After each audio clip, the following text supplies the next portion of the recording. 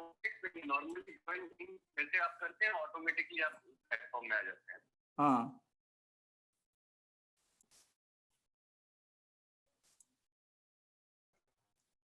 hello friends, I am Dr. Manas Ranjan Panigrahi from Commonwealth Educational Media Center for Asia, New Delhi.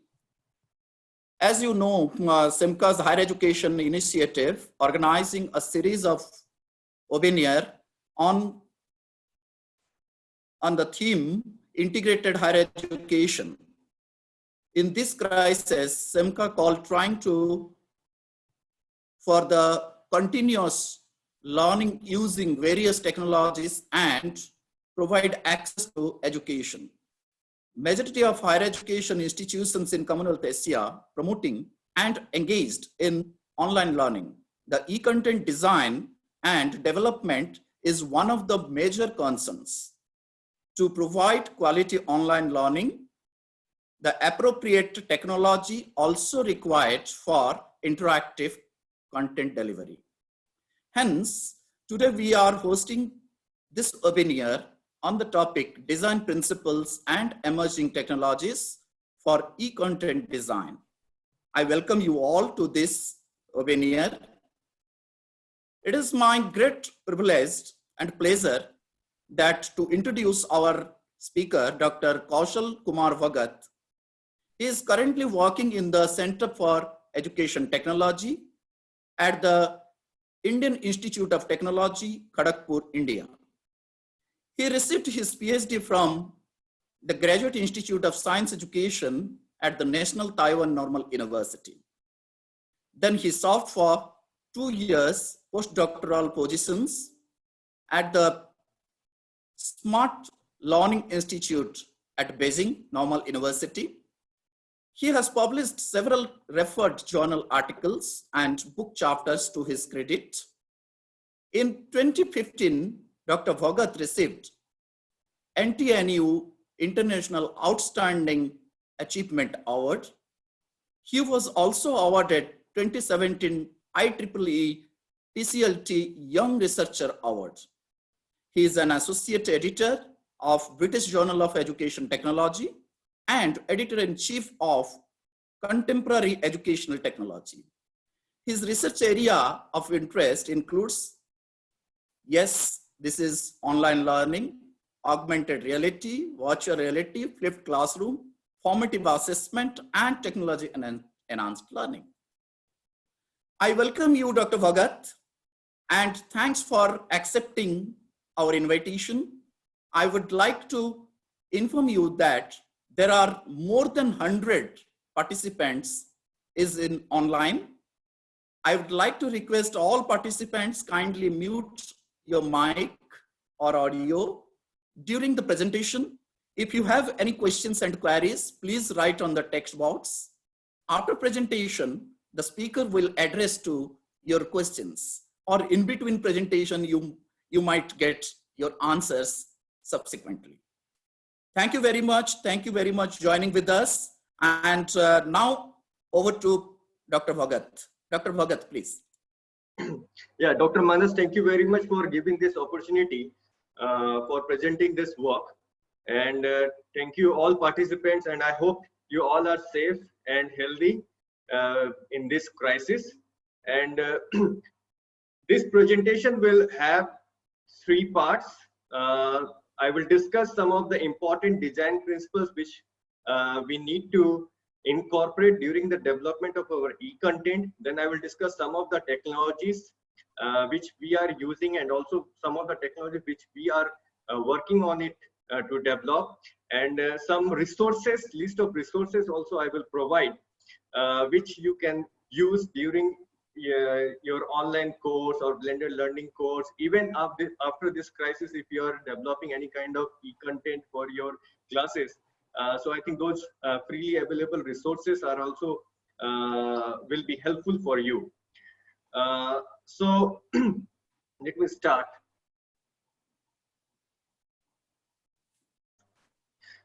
But I feel that what kind of challenges at present we are facing. So in my view, we are facing 4 major challenges. First is the content which we are providing to the users, is it meaningful? Meaningful in the senses, I think you have heard about the 21st century skills, which have creativity, collaboration, communication, complex problem solving skills. So the content which we are providing, is it enough to acquire those skills?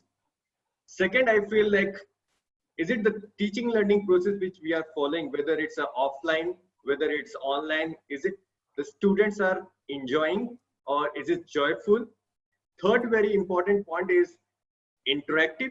Interactive in the sense whether there is interaction between the student, between the teacher and the student, or if you are using a system or any kind of technology, whether there is an interaction between the user and the system. And the fourth very important is that effective in nature. Effective in the sense the skills which you are thinking to inculcate among your students, those are being developed or not with these kind of contents which you are providing. So these are the four important challenges. Now let us go about what is multimedia learning. So basically, if I think text, graphics, audio, animation, videos, simulations, all are comprised. If you are using more than two, this kind of multiple representations, then it is called multimedia learning. Now, before going to the design principles, I would like to mention that why design principles are very important whenever you are designing any kind of e-content. Now, this will be like, I would like to share this with the Mayer's work, Richard Mayer. I think if you have read about this, Richard Mayer's theory is based on the cognitive load theory. Our brain is very much similar to a computer system. Like a brain has like a computer has a CPU system, and then there is a storage hard disk, then there is a processing unit. Same thing is happening with our brain. So suppose if you have a computer system with a 4 GB RAM, and then you are running a lot of graphics, so obviously what will happen, your system will hang or stop. The same thing happens with our brain also. So basic components of our brain is working memory, long-term memory, and cognitive load. Now what is working memory? Now working memory involves, it's a cognitive system with a limited capacity that is responsible for holding the information or processing the information. Suppose you are reading some materials and that information is being processed there to understand. And then long-term memory is just like a hard disk. The concept which you are understanding or you have understood, that is stored there for a long time. And cognitive load is the amount of effort your brain is giving to understand that information. So these are the three basic important components of our brain. And what happens now, if you see, there are three types of cognitive load: intrinsic cognitive load, extraneous cognitive load, and German cognitive load. Now I'm explaining you in a very simple words. Like intrinsic cognitive load, it must be processed. Like suppose you are teaching a concept, Newton's third law of motion. So Newton's third law of motion is as it is. You cannot change. To every action there is an equal and opposite reaction. So that is the Newton's law. You can't change anything. The concept. So it is well inbuilt. Now extraneous cognitive load, what is happening? Suppose you are teaching Newton's third law of motion using some PPT, and you are adding too much of simulation, too much of words, too much of animation, or too much of pictures. So that is creating extra cognitive load for the user to understand, or for the student to understand those simple concepts, and that will increase the effort. So when the cognitive load increases, so our understanding capacity decreases. So that is the thing. Now German cognitive load is that, like suppose there is a complex concept of projectile motion. I am from science background, so I am giving some examples from the science, so sorry about that. Now what is happening if you cannot explain the projectile motion just on the board? If you're drawing a projectile curve or some parabolic curve, and then you are saying that this is a projectile motion, it is difficult for the student to understand. However, if you're using some kind of computer animation or simulation where you can see that how the velocity if you are increasing the velocity or angle of your projection, how it is affecting the total height or total range of the projectile motion. So that will help you. So in this way, if you are, that will decrease the cognitive load, that will decrease the effort taken by the brain to process the information. So these are three important components. So I can classify the good, the bad, the ugly. Now the good is the German cognitive load, the elements which you are adding in your e-content, which is helping for the student to understand the complex concept or breaking the complex concept into simpler form. So we can say it as the good cognitive load. The bad is the intrinsic, which is like we can't change anything. The concept is as it is, we must need to teach that. The ugliness is the extraneous cognitive load, and it can be controlled by ourselves. We need to avoid the unnecessary elements whenever we are designing any kind of e-content. So based on that, Richard Mayer proposed some principles that whenever you are designing any kind of multimedia or e-content, what kind of principles you must follow. So I will describe one by one each principle with an example. So I think that will help you to understand the concept. The first principle is the redundancy principle. So there is two options. You can see there is in the first option there is animation plus narration, and in the second option there is animation plus narration plus on-screen text. Now many of you will do the second part. Like you will think that actually it will be easier, like the student can see the text also, can see the animation also, and then hear the narration also. But in the second case, what is happening, the cognitive load is increasing because your eyes need to see the animation also, and your eyes need to see the on-screen text also. So a lot of effort on your eyes. So that is increasing the cognitive load. So which is making our brain to understand these things more complex way. But in the first case, there is animation, which your eyes are looking, and there is a narration, which your ears are hearing. So it is easy for us to process this kind of information. So that is called the redundancy principle. This is the coherence principle. Now I'm giving you an example here. So you can see that a lot of things are being in the simple one slide. So avoid unnecessary graphics, words, sounds from the lesson. So there is one saying that less is more. The things which can be presented in a simpler way and in a less complex way, so that we need to prefer. Or you can do a separate things for each one. That is called the coherence principle. Now this is called the multimedia principle. In the multimedia principle, they are saying that pictures and words should be together.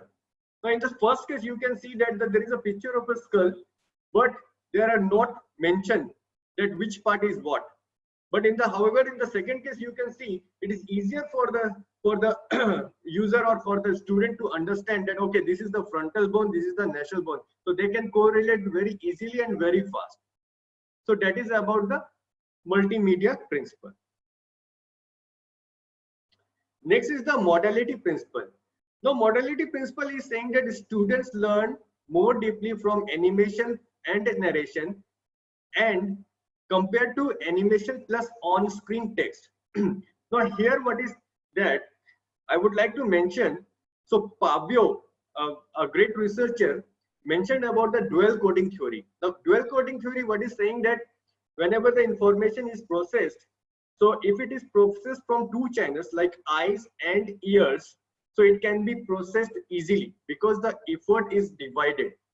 However, if the information is processed only with one channel, that is if only eyes, so the effort is more and the brain will need to have more processing capacity to understand the concept. So the same thing, there is a two sides here. You can see in the first case, animation and on-screen text, you can see. So both the information is being processed through our eyes. So the cognitive load is high. But however, in the second case, you can say there are two channels for the information processing, one from the narration, one from the eyes. So the cognitive effort is less, or cognitive load is less, and it can be processed easily in our brain. So that is called the modality principle. Now here it is the contiguity principle. Now again, in the first case, you can see the different parts of the brain are labeled together. But however, in the second case, they have mentioned with A, B, C, D, E, and then in the downward they have mentioned the what is A, what is B, what is C. So this is they have violated the contiguity principle. The contiguity parts, it's saying that the level of different parts are being placed nearly to each other, so that the student can understand it and correlate the different part names and with the different parts. So that is called the contiguity principle. Now this is very important, signaling principle. This is majorly is being used in the user interface design. Whenever, suppose if there is a user interface, or if you have a game also, or even if you are developing some kind of Moodle materials, and then you are thinking that the student should click this, or you are adding some URL also, okay, and then you are not providing any signal for the user to click this. So that is being confused. So people learn more deeply from a multimedia message when cues are provided or signals are provided. So I'm giving one, like there is a web user interface and you are providing, okay, click here to download. So that makes the user easier to understand, okay, I need to download this thing. It must be some kind of important task or important thing or the important information that is being provided by the instructor. So that is called the signaling process principle. Now here, personalization principle. So even if you are adding some kind of narration, like nowadays a lot of NLP, natural language processing, is being used for the narration part. But it has been, there are some research studies which are mentioning that the more the narration is the conversational way, then the formal style is more good. So the students can easily correlate that narration with the familiarity or with the environment or the topic. So we must, even if you are providing the narration, it must be more conversational way rather than the formal style. This is about the pre-training principle. So I have used one OA Mayer's work. So you can see there is a body VR. So they have developed one virtual reality of a cell. Now what they have done, they have first explained the different parts of a cell, like cell membrane, ribosome, all those parts.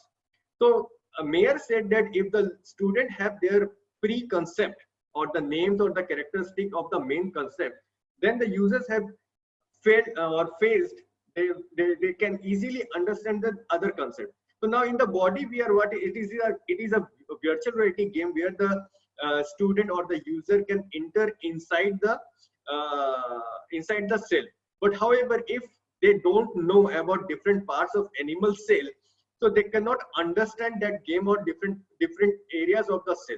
So it's better. So what they have done, they have provided a pre-training for the student to understand those parts, and then they have entered or they have played this body VR game. So this is about the pre-training principle. So whenever you are teaching or providing any kind of e-content, so you must check the pre-knowledge of the student, or you give some information, pre-knowledge information, so that the user will be feel very easily to understand that concept. Now next is the segmenting principle. So I have used this work from Fong and colleagues. Now here what is providing, like we know we have different types of students. They have different types of achievement levels, like high achievers, average achievers, low achievers. So and they have their own pace of learning. So it's better we provide the information in the segment process, like they can learn at their own space. So Mayer is also providing, like we can provide some navigation, like this is what they have done. They have a cell process, they have segmentation, cell division. So they have provided the forward button, then stop button, and then they have a slow button. They have the replay animation. So user can study this e-content at their own space and at their own level. If someone wants to replay the thing, so we must provide those elements there so that the user can use it and replace it. Or suppose there is a high achiever, he knows the basic concept, then he can move forward to understand the complex concept. So this is called the segmenting principle. Now this is very important, the voice principle. So a lot of e-contents, I found that they use the machine voice, or because they use the NLP machine learning to translate the words into into the voice. So what is happening? There was a research also that human voice, whenever you are providing human voice as narration, is the students or the users find more comfortable as compared to the machine voice. So whenever you are designing any kind of content, you must try to use your own voice or others' human voice as a narration compared to the or try to avoid the machine voice. So that are important principles. So I'm giving one example that this work is by the Richard Mayer, who has given this principle. So you can find out that how he has used different principles. So you can see on the left side, before they have a treatment of hyperbolic shock, and then how they have converted the whole words into the images with different explanation. In the second case also, you can see oxygen delivery versus consumption. So now they have created one the graphic. So whenever you are using kind of graphic, that is also helpful for the for the student to understand those concepts very quickly. So you can see that how they have used different principles: multimedia principles, coherence principles, spatial contiguity, signaling principles, modality principles. And then there is a corresponding change also. You can find that bullet text replaced by the pictures, all text and pictures and are not related, context deleted. They have deleted the concept. Then they have used the graphics. So in this way, you can also design either if you are using any PPT, or if you are using any, or if you are developing any kind of animation, or if you are developing any kind of videos, or if you are developing any kind of simulation. So you must take care of these principles whenever you are designing any kind of e-content. As I mentioned that I have already given a theoretical background of cognitive load theory and cognitive theory of multimedia learning, that why we must be very careful. The important thing I want to say about the design principle, that you are not designing for yourself. So you are thinking that, okay, I can understand and everyone can understand this.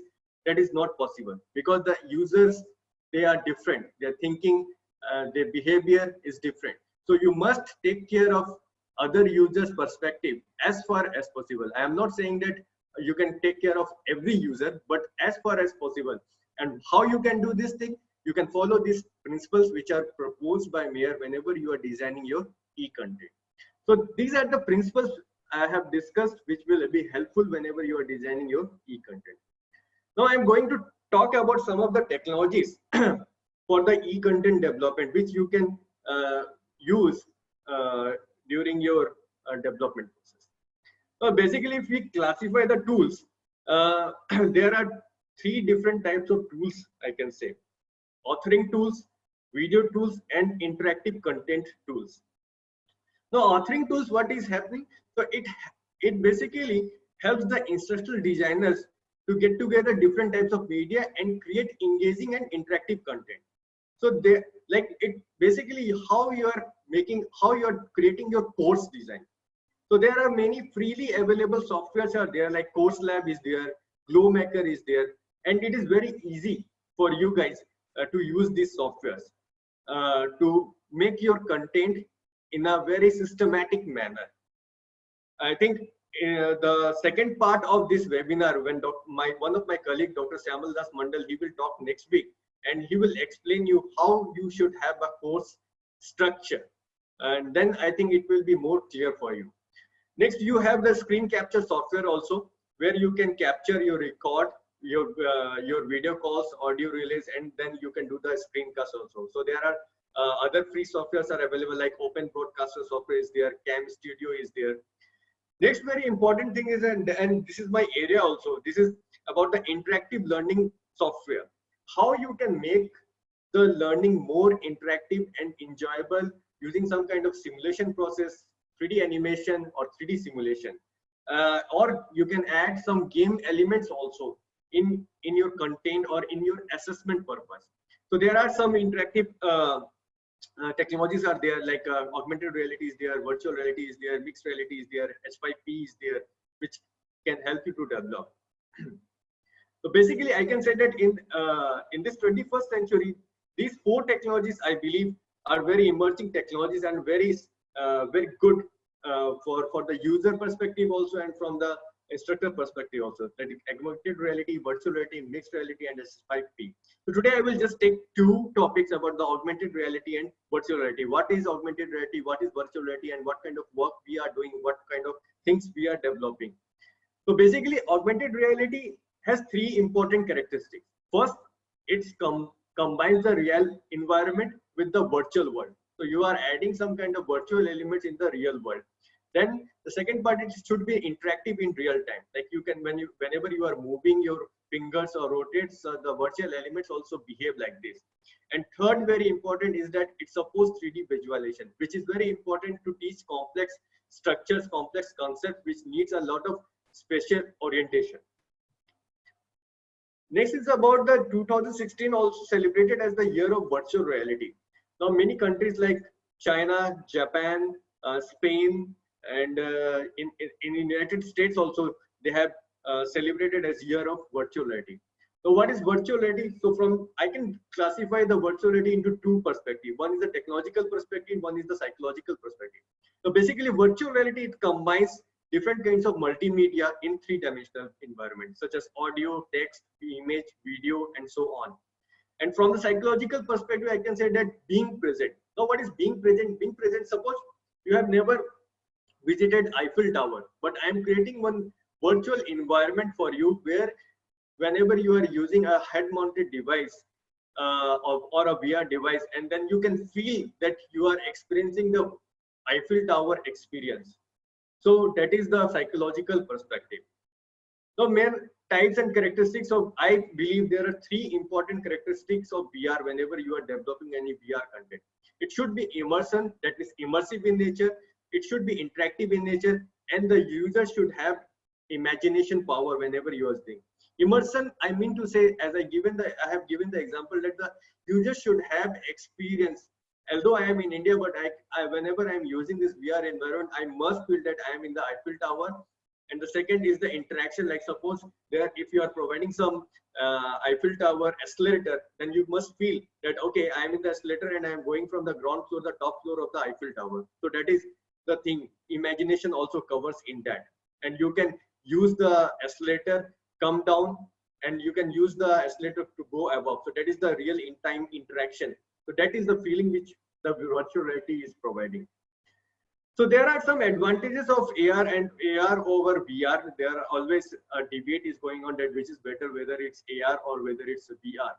So I personally actually more like AR because I belong to developing country, and AR also helps in scalable in nature. First, very important is that multimedia and multisensory display.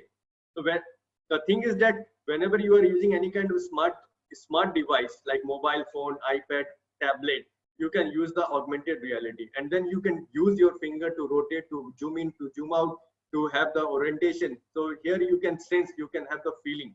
However, whenever you are in the virtual reality, you have the sticks with you, but you can't feel. So with your physical feeling, that is missing in the virtual reality. Second very important thing is that it's portable and cost effective. That for the augmented reality, once you have developed the content, once you have developed the augmented reality app, you no need very high quality or expensive devices which is required in the virtual reality. Like if you are buying any virtual reality head-mounted device, expensive, it's almost 1 lakh. Even for like nowadays it is decreased, like Google Cardboard is there like 350 bucks, but it's not very immersive in nature. But I think market is there is competition is going in the market. So soon the prices will decrease for the VR also. Now the third very important part is the user friendly. So whenever you are using the virtual reality, you feel some kind of nausea, motion sickness, cyber sickness. You can't use it for a long time, like 10 minutes or 15 minutes cannot. So that is the problem with the virtual reality. But a lot of research is being is going on to make virtual reality more user friendly. So that is the advantage of AR over VR. Now I'm giving one example how we have developed augmented reality and how we have integrated in our research in the blended learning form.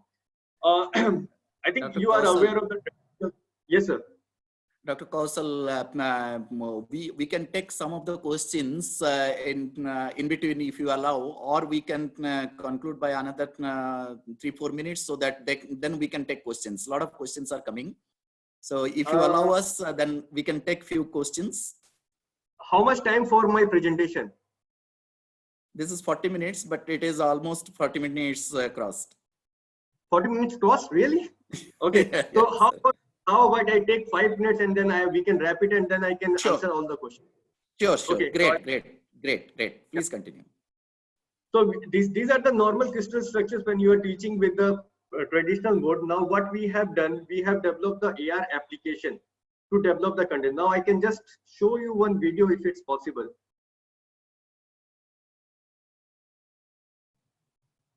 So this is the crystal structure there.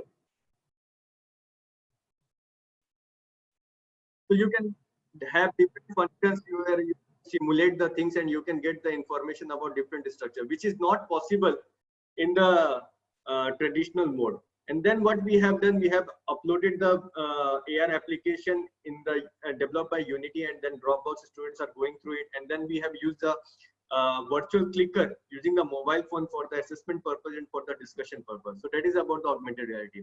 So another work what we are doing at present, we are developing one platform called Immersive 360 VR. So in this Immersive 360 VR we are creating this will be a free platform for creating 360 VR experience where you can import your 360 images and videos with superimposed text and pictures. So there are 3 phases we are planning or we are developing. So first phase 1 where the teacher can upload the content, they can organize the videos and then can export the experience as desktop VR, or if you have some VR stand-on devices like STC or Oculus, you can use that thing also. The second phase we are planning to have the gamification experience for the student. The teacher can add those elements in a very user-friendly. The teacher will not need to do any kind of coding. It's already inbuilt there, and then the teacher can choose the gaming elements which they want to integrate in their 360 VR. So that is the phase 2. And in the phase 3 is that how the teacher can provide a guided tour. So teacher will connect the student system with his or her system and specify the points through the system.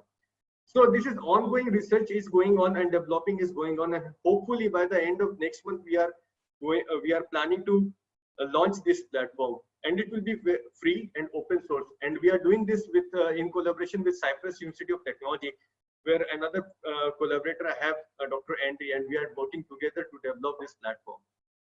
So there are some just 2 minutes. I will take some open source tools and platforms for e-content development, like Virtual Dub is there. Then Blender is there, where you can use it's open source to simulate and do some kind of gamification and animation also.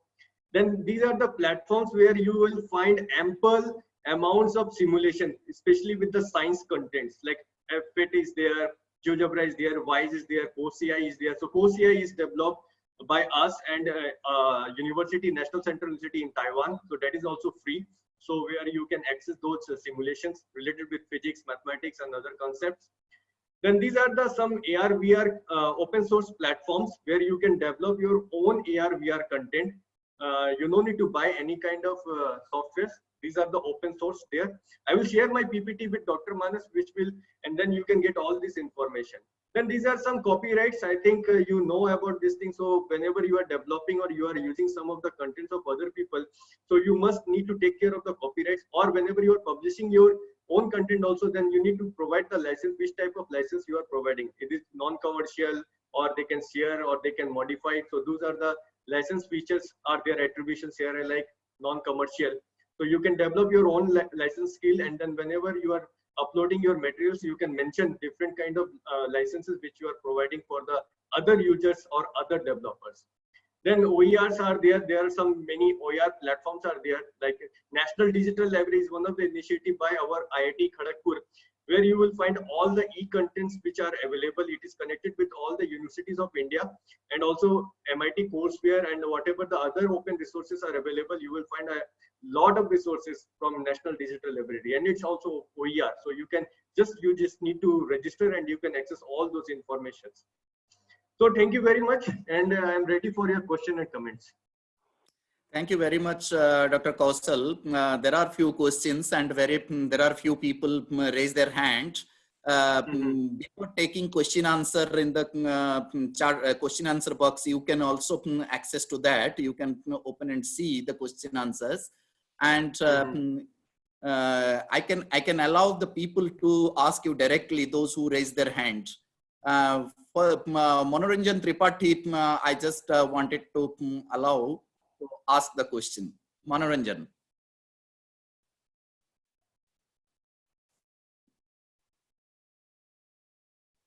Manoranjan, please ask your question. Okay, let me ask Professor Mustafa. He is on the online. I have seen some of the I can answer.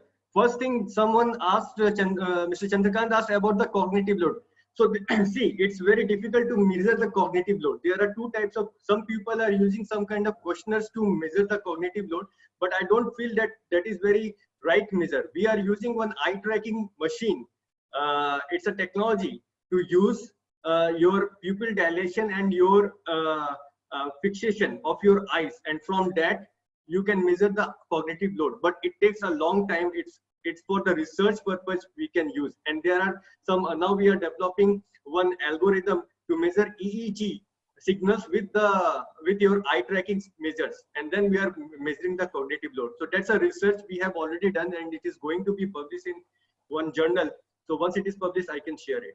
Then Professor Mustafa said that learners' context and cognitive level are not same. In that case, do we need to use a meaningful mix of all the principles, which while standardizing the contents? If it's true, how to meaningfully see?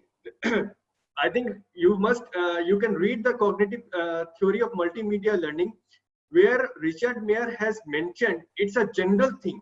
Whatever the principles we are saying, it's a common principles. Here, hello. Hello. Hello. I think Dr. Bhagat, you can continue because you already read my question, so you can continue. Maybe another person is trying. Okay, so let me finish my answer about your question. So, so Richard has proposed those principles for the general thing. Okay, now we are not talking about here specifically with the cognitive level. We are saying about the cognitive load. So because cognitive theory of multimedia learning is based on two principles, two theories. One is the cognitive load theory, and one is the principles for general purpose use. So it does not mention it does not matter whether the learner is from India, whether the learner is from US, or whether a learner is from rural area, whether the learner is from urban area or cognitive level. We are not bothered about this thing, because these all are basic concepts. These all are basic needs whenever we are designing for e-content. So obviously when these simple things will be there, so obviously whichever the cognitive level of the student, no problem, they can understand these concepts. So I will suggest that you read the Richard theory of multimedia learning. That will definitely help you to understand the concept. Okay. Thank you very much. Actually, yeah, thank you very much, Dr. Bhagat. I think what I actually wanted to know that when we go for standardization, when we standardize content for everybody, so in that case, maybe this is very important to understand all these principles, how we'll embed these principles so that everybody can be included. Now you see, it is not possible to incorporate all the principles. It is impossible. But as far as possible, you can do. And it depends also the content which you are providing. If you are not providing any kind of animation, then there is no need of add of any kind of narration. If you are using simple PPT, then you need to avoid you need to follow the coherence principle. or you need to provide the modality principle. So it depends on the what kind of content you are providing for the user to use. And based on that, you follow the principle to design those content.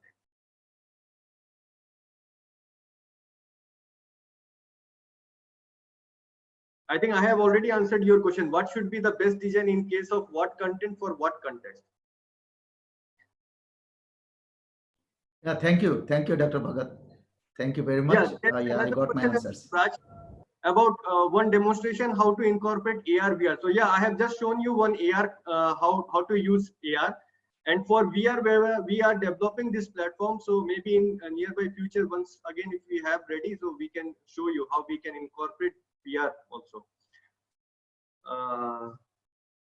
I think Sanjay Dore wants to ask question. Sanjay Dore, you can ask question. Me, please, you can ask your question. Unmute your mic and you can ask your question.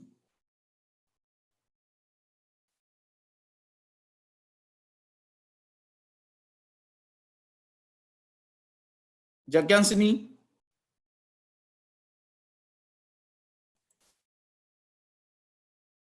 Yeah. Yeah, there is one question. Ajay Behra wants to ask question. You can ask Ajay Behra. You can unmute your mic and ask question. Yeah, Mangwaping. Sir, actually, the class is showing that it's more than 100 students. So you would have planned for 2 sessions, isn't it? We were missing our content so much. It was so useful. Okay, this entire video will be circulated through our website and YouTube channel, so you can look into and promote to others to look. Thank you so much, sir. Yeah, there is a question from Preeti. So he mentioned that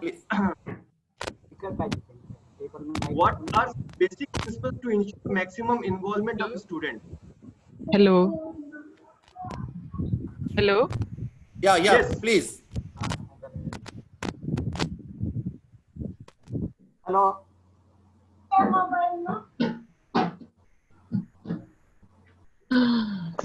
Unmute tapre koha. Yeah, Manoranjan, unmute and ask.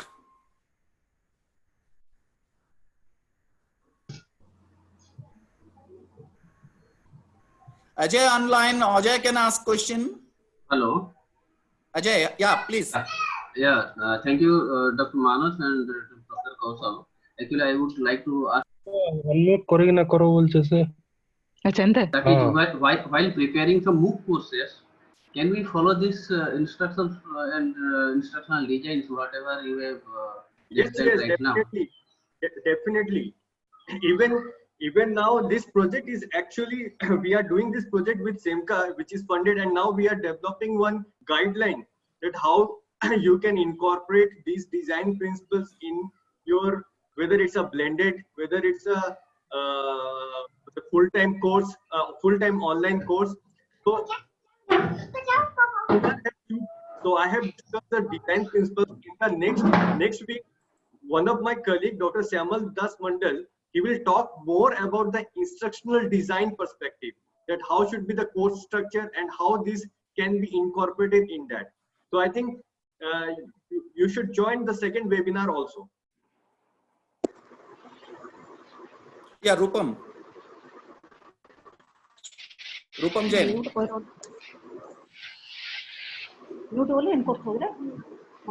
Yes, hello. Can you hear me, please. sir? Yeah, please. Can you brief about the cognitive part, because I was not getting good audio at that time.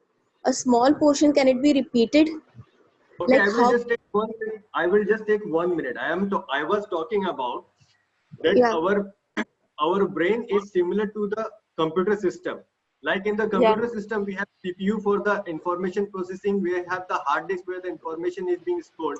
So similarly, in our brain, we have working memory, we have long-term memory, okay, and we have the cognitive load. The working memory where the information is being processed, and long-term memory where the information which we have understood is being stored, and the cognitive load is the effort which our brain is taking. So suppose if your computer system has 4 GB RAM, but you are running a lot of software, so what will happen? The computer system shut down or it will be hanged. The same thing with our brain. A lot of information will be provided, then our brain will also shut down. That means we will not be able to understand the complex concept. So how we can make the complex concept into simple form or in a very effective manner so that the user or the student can understand and the information can be processed easily. So that is the concept of the cognitive. Okay, thank you, sir. Hello, sir. Yeah. Yes. Hello. Myself, Yes, please Dr. ask. Jagdish Panagray. Sir, Yes. in modality principle, you told about two channel of cognitive development, narration and eye contact. Is there any channel for cognitive No. development? Narration. See, you can read about Pavlov's dual coding theory. Narration is not the channel. The channel is the ear, eye and ear. So through eye, we read the text, we can see the animation. Through ear, we can hear the narration. So these are the only two channels which is proposed by the Pavlov. Here cognitive theme comes to the Bloom's taxonomy. Is that Bloom's taxonomy? Cognitive load theory is different and Bloom's taxonomy is different. We are not talking about here Bloom's taxonomy. So you can go read Pavlov's dual coding theory. Then only it will be easier. So I have just given, because it's very short, I cannot explain. There are many theories whenever you are designing any concept. There is information processing theory, cognitive load theory, cognitive theory of multimedia learning. So I have just taken some of the important principles. So I just explained the principle that why these principles are important. So, and then how you can use these principles whenever you are designing any concept or e-content.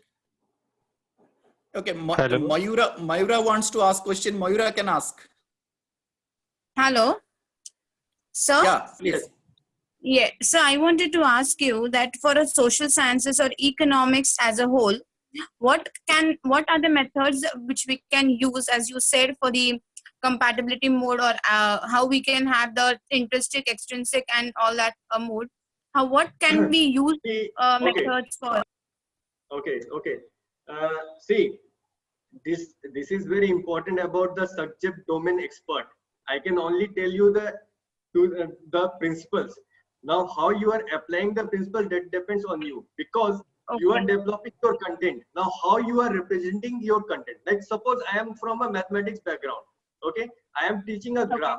Now, graph can be taught on the board also. I can also use some kind of simulation to teach a graph. I can show some animation also to teach a graph. So because I am the subject expert, so I know what kind of representation I am going to use. And if I am sure what kind of representation, then I am sure what kind of design principles I can use. Now for your social science, if suppose there is a history you are teaching. Now in the history, you can have the VR, virtual reality environment for the student, where whenever the student experience this VR, they can go to the old age to have Harappa Sanskriti or whatever, or the modern history also they can go. So in that manner, you can engage the students. But economics, I don't have any, so sorry. Okay, sir, that's a bit. Thank you. That's all right. Thank you. Thank you so much. Sir, sir, hello.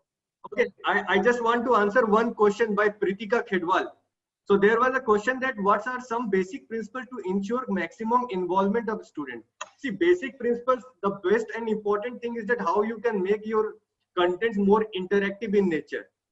Interactive in the sense, how you, if you can use some kind of game-based learning, so that is very important. If you can use some kind of simulation, that is very important. It also depends what kind of your content is there. It is from science or it is from mathematics. It depends a lot of factors. Your subject expertise is very important. So I think I have answered Pritika's question. Okay. Hello. Yes. Yes. Sir, this is Dr. Manoranjan Tripathi. Yes. Sir, what is the difference between blended learning and flipped learning?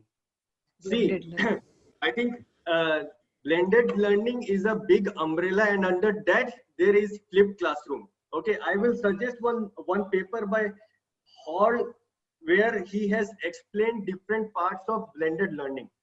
So that you need to read the paper, because there is always a confusion. People are thinking that flipped classroom is different from blended learning. but it's not different from blended learning. It's a different version of blended learning. So I will type the paper name. You must read that paper, and that will definitely clarify your idea. Okay. Okay. Is there rule of copyright? What? Presented paper. Okay, I will send the link to Dr. Manas Panigrahi. He will. I will send 2-3 papers which will definitely you must read, and that will definitely help you to understand the things. Okay.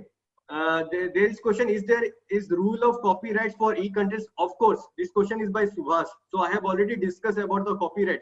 You must, whenever you are publishing or you are using any others, you must follow the copyright rules.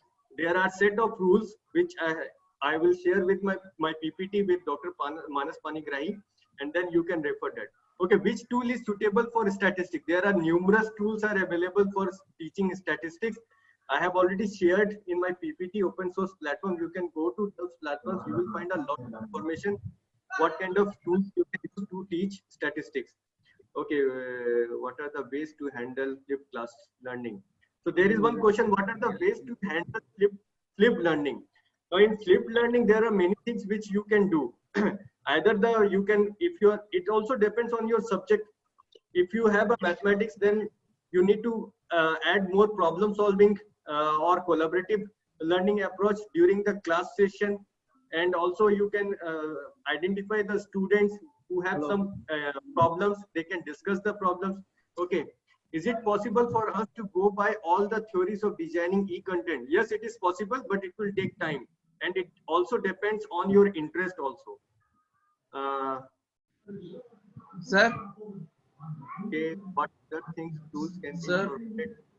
Yes. Sir, is there any degree courses running for virtual reality courses now, the topic? Okay, there are many online courses are available in Coursera, in Udemy, where you can take the courses to develop the VR contents. Okay, which tell one software which is very easy for teaching. See, there is nothing called easy. Okay, you must give some effort to learn the things, then design the stuff. Then there is question is kindly tell about the tools that can be used for faculties of regional languages. Regional languages. Okay, at present I don't have any idea about the regional languages, but if I will get any information, I will definitely share. Okay, I think I have covered most of the questions which are posted here. Yes, Dr. Manas.